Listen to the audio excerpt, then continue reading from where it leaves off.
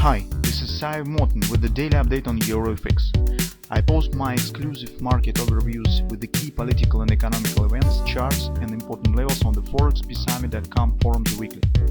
This short video is a response to rapidly changing situation on the currency markets and should help you to stay on top of the game and be profitable. I suggest you to visit ForexPeaceArmy.com forum and read my analysis for the week before watching this daily video. Welcome back everybody. So let's take a look again on the gold market.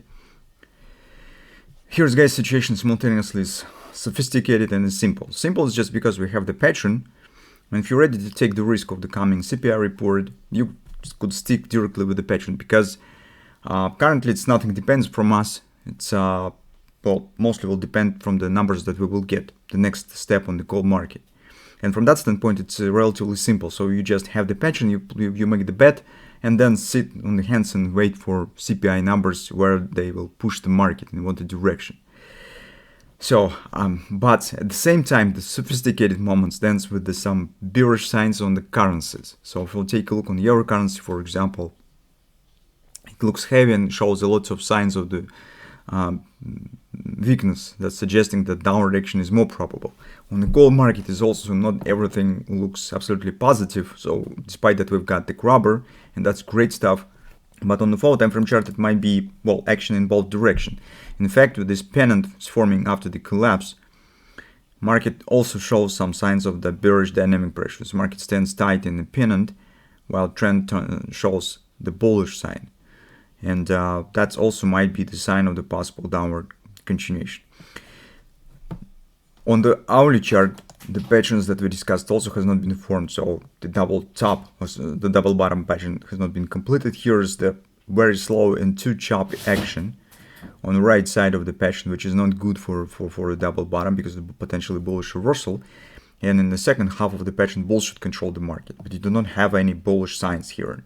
It's too choppy, and release of the PPI was right there. But well, in general, take a look at the reaction on the PPI was positive, despite that it was 2 times greater than it was expected.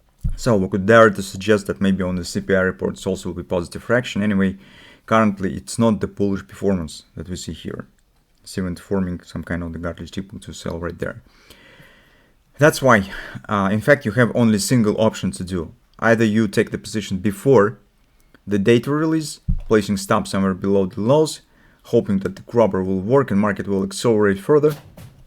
Whatever reasons will be, either the weak CPI numbers or some other, maybe comments from the Fed or something that could push gold to the upside.